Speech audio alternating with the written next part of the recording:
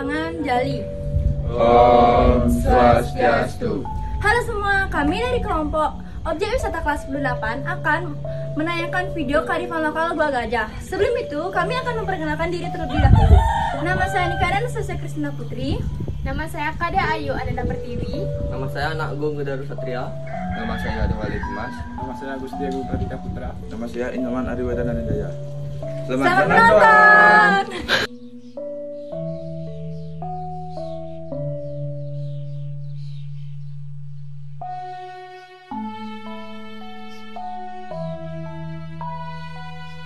Gua Gajah merupakan sebuah peninggalan sejarah yang masih terjaga hingga saat ini.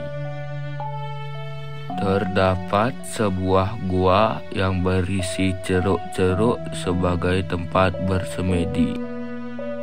Selain peninggalan ajaran Siwa, di tempat ini juga terdapat peninggalan dari ajaran Buddha.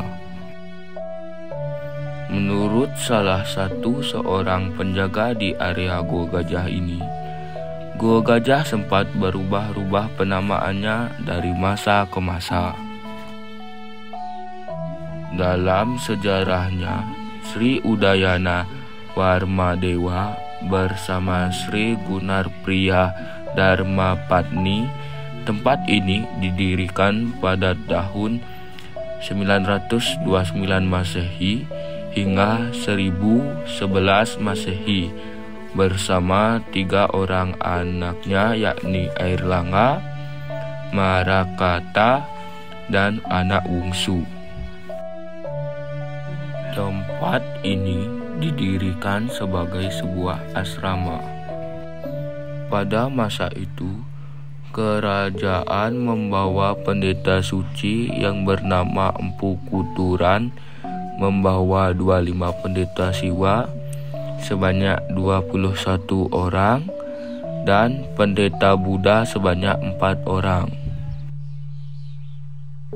Dahulu, pada saat awal pendiriannya pada tahun 1343, setelah Bali ditaklukkan oleh kerajaan Majapahit, tempat ini kembali berubah nama dengan sebutan Buah Gajah atau Air Gajah. Penamaan ini diberikan oleh Empu Prapanja yang tertulis pada Kitab Kertagama pada tahun 1365. Setelah hancurnya kerajaan Majapahit, tempat ini tidak terurus dikarenakan adanya bencana dan tampuk pemerintahan yang full jangka panjang, hingga menyebabkan tempat ini tertutup semak belukar dan tanah. Setelah para pelukis dari Belanda yang datang ke Nusantara yang tinggal di kawasan Ubud kembali menemukan tempat ini dan digali kembali oleh Dr. Goris pada tahun 1925 hingga 1927 di penggal yang pertama.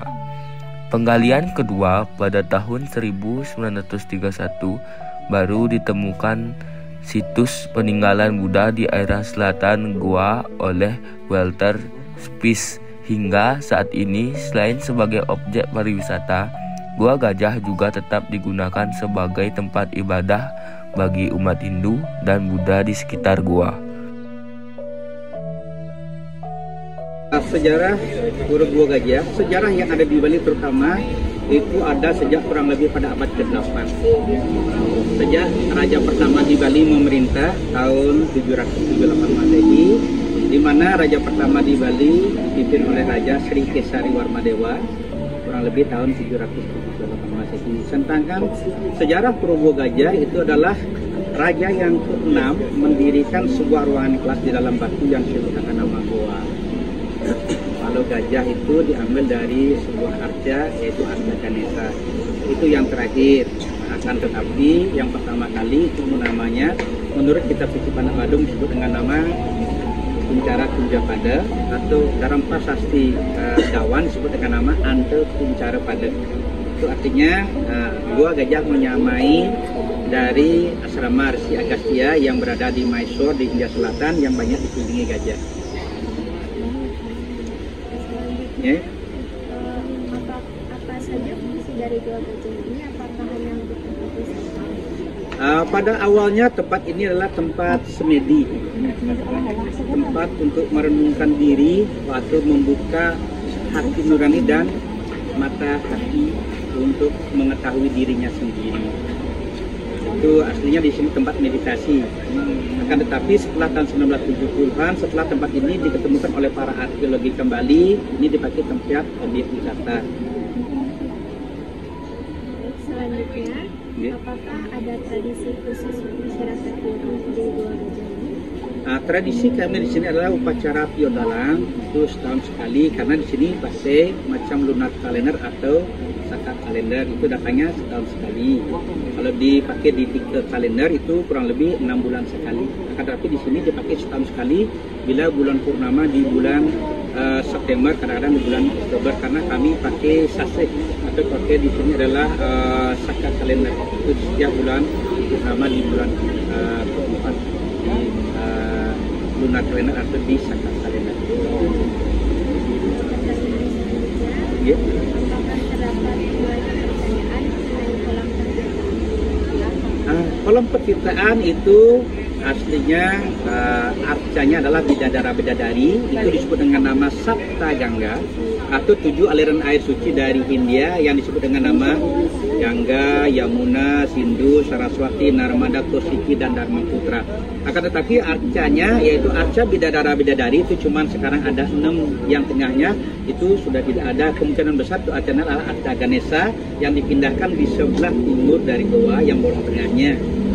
Makanya sampai sekarang itu di dalam mitos orang itu percaya itu bisa bikin air muda karena airnya itu disebut dengan nama air Ganga atau Sapta Ganga. Nah, kalau di Bali disebut dengan nama Sapta Nadi. Gitu. Mari.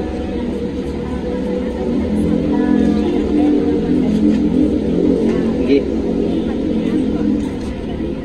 Karena yang tadi itu saya bilang yang di tengah itu arcanya Ganesha itu sudah dipindahkan setelah tempat ini ditemukan oleh para arkeologi. Itu diletakkan di sebelah timur goa, itu ada arca Ganesha yang bolong tengahnya. Kemungkinan besar itu arca dari yang di tengah karena para arkeologi belum bisa memastikan.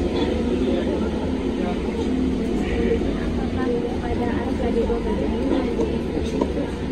Semuanya arca yang di dalam pura, yang namanya arca itu sudah ada diritualkan, disematkan atau dipuja beberapa roh halus atau roh suci yang disebut dengan nama Betara-Betari. Seperti di sebelah barat dari goa itu ada arca Dewi Haditi. Itu untuk bila seseorang yang lama menikah tidak punya anak, dimohonkan anugerahnya supaya punya anak. Itu Mendrayut. Oke, lanjut. Pak, segitu aja Oke. dari kami. Kami ucapkan terima kasih. Saya juga terima kasih banyak atas kedatangannya. Mungkin ada salah ucap, salah kata karena saya sebagai manusia juga tidak luput dari kekurangan. Terima kasih atas kunjungannya. Mudah-mudahan apa yang saya ceritakan bisa berguna dan mohon ditambah wawasan dari berbagai sumber lagi sesuai dengan prasasti-prasasti yang ada dan dinasti-dinasti yang ada. Terima kasih. Om Santi Santi Santi.